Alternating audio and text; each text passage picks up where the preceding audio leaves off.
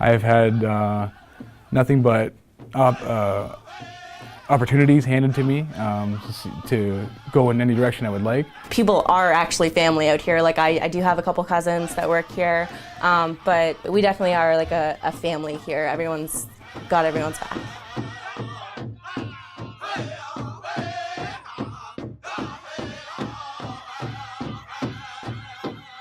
June 21st was our soft launch, and with the store and how it was designed, I wanted to create an atmosphere that was very comfortable for people, very relaxing, kind of therapeutic, where there wasn't any kind of stigma attached to it or any kind of pressures to even buy product. We just wanted people to be able to come in, feel comfortable, and just get education if that's all they're after. So that's what we focused our decor around. It's a very soft, comfortable setting up there. There's no smoking.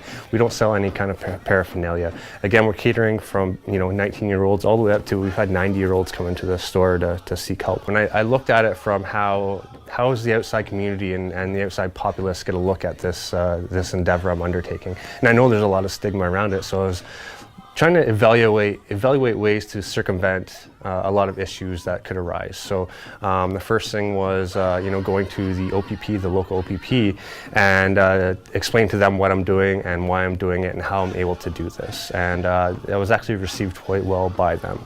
I also went to my community, to my band council, and made a presentation to them, again showing the benefits of this. And they did give a tacit blessing to proceed forward.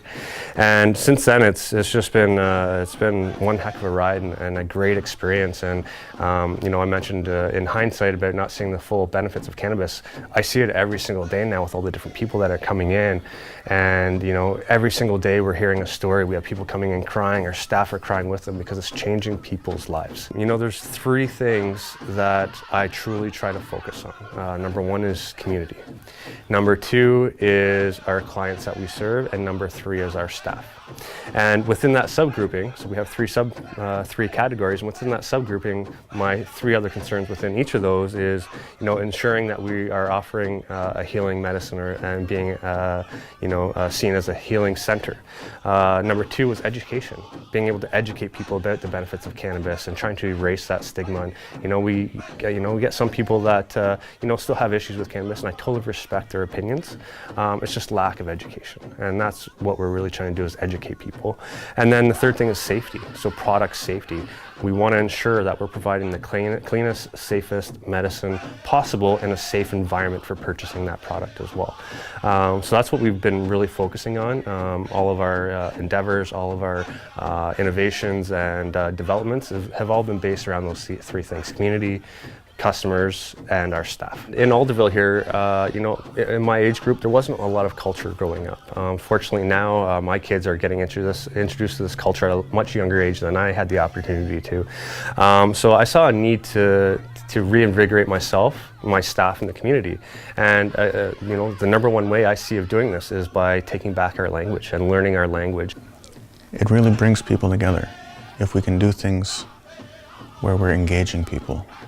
When we're all having fun, laughing, you get a bunch of Anishinaabe around, sitting around. It's not long. Everyone's gut busting laughing. Your cheeks hurt because you're laughing so hard. And that's what's really good, is when people talk about reconciliation and all these things. Part of that is us with ourselves, being kind to ourselves, coming together with our own people. The state of things now is that there's no teachers, especially with the boards. They want everyone to have their credentials, but it's at the point now where anyone that can speak the language, they really need people. I mean, you want to do it in a way that you're going to keep doing it. You look forward to it, and doing things the old way, where we're just reading the old words off the list, you got a word list. I mean, you'll learn that way, but it's painful. And you're not going to look forward to it. Every business that we have, we should be speaking our language.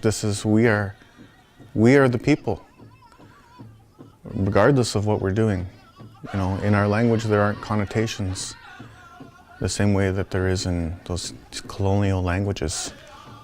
we can transfer knowledge in this language as quickly, efficiently, effectively as possible, because we don't have time. We need to get people engaged.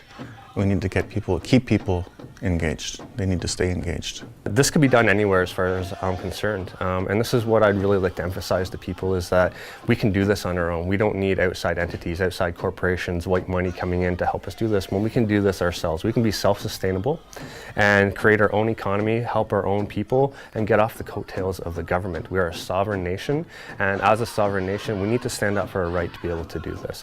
Again, this is a natural plant that has cannabinoids in it, and we have an endocannabinoid system. But we focus on full spectrum, or whole plant medicine. So that means when we make a product, we're using that whole plant. We're not isolating it or distilling it to get just THC or just CBD.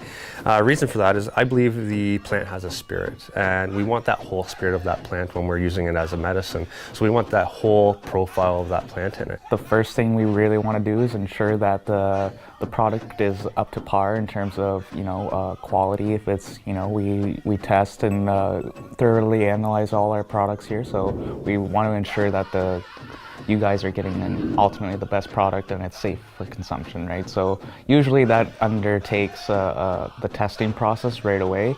So when, say in this particular case, when we get flower in, it'll be handed off to Monty, who is the basement manager, and he'll go through his sort of protocol intake, and then at the end of it, it'll be passed up to the lab where it will go through inspection to ensure it's up to par and that it passes quality control. So usually what we do down here is a lot more of packing. We're doing a lot of packing a lot of the bud most of the time, packing a lot of the hash, oil. We do a lot of organizing down here as well, try to make things pretty nice and organized. We store our buds in these little C-vaults. We put it in our Bovita packs. That keeps the bud fresh and makes sure it's not getting moldy at all. As you can see, there's the number in there. We try to keep the test number with this as well. The policies and procedures that we go through here in the lab are pretty basic and simple, but are super imperative and important for the day-to-day process of the store. Nothing that comes in the store doesn't come through the lab for testing or inspection to make sure that the quality is there before it goes out to the floor to the customer. So in this case today, we're inspecting flower. We also look for trace mold on the top. Can come in a mossy form as well, but again, to the naked eye, it could be easily mistaken from trichomes to mold. We'll do a real slow inspection to make sure. We look for many different things under here: mold, mites, impurities, any kind of powders or residues that could be on the flower. Well, our newest lab that's about to be up and coming will give a complete printout of terpene profiles from each individual strain. Different profiles and different terpenes will have different effects on you, right? This is the Ethos 4. It's an ethanol closed loop system capable of running 60 pounds of material through in a 10-hour shift. Takes it down to -70, leaving behind all the waxes and undesirable constituents, ending in resulting in a very pure 80 to 85% THC content extract. The roto evaporator here is another critical component in the system. Of course, it'll recover our ethanol for us and leave us with our final product, which will be that 80 to 85% extract. At this level, with the medicine wheel is very exciting because I'm essentially at ground level extracting the material and creating a product that will help many people, and it's so exciting. I just can't wait to get moving on that. I think the stigma associated with cannabis products, and even using it medicinally, is still such a stigmatized topic. So for me, that was something that I really wanted to see how I could be involved in kind of relieving some of that stigma, because I think it's really important. People need to know, and I think a lot of that stigma just comes from like a lack of education around cannabis.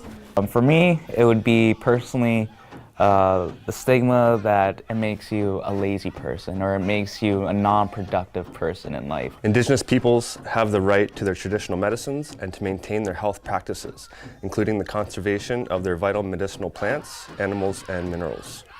Indigenous individuals also have the right to access, without any discrimination, to all social and health services. Indigenous peoples have the right to own, use, develop, and control the lands, territories, and resources that they possess by reason of traditional ownership or other traditional occupation or use, as well as those which they have otherwise acquired.